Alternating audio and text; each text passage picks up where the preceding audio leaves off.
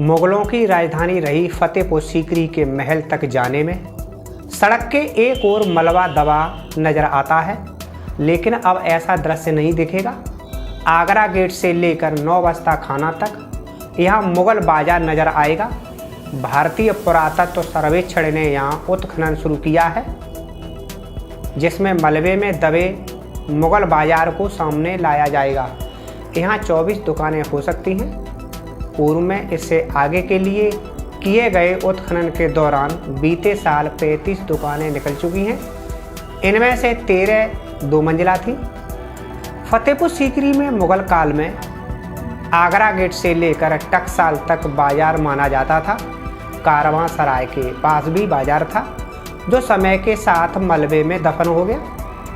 Agra gate से सीकरी के महल तक जाने पर एक और पहाड़ी पर मलबा पड़ा है।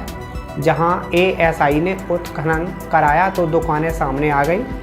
22 दुकानें सड़क की ओर और 13 दो मंजिला दुकानों के अवशेष मिले हैं।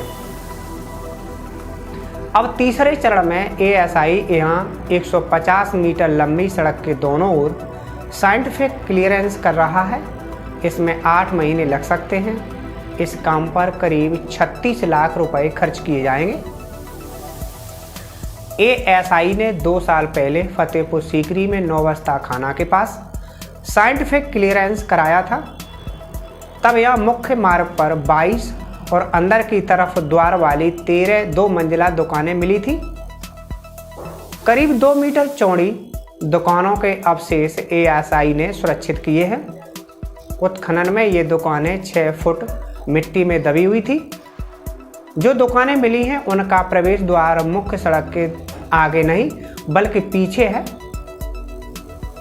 पुरातत्वविदों के मुताबिक ये बाजार चौक पैटर्न पर दिखता है। यहाँ बीच में आंगन के साथ चारों ओर दुकानें हैं। सीकरी में साइंटिफिक क्लियरेंस कर मुगल कालीन बाजार के अवशेष संरक्षित किए हैं। अब नौबस्ता खाना की ओर काम कराया जा रहा है, जहां अवशेष निकलने पर उन्हें संरक्षित किया जाएगा।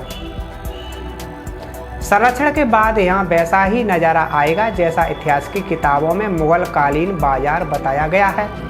इतिहासकार राजकिशोर शर्मा राजे ने बताया कि मुगल दौर में आगरा और सीकरी में 2 मंजिला बाजार थे।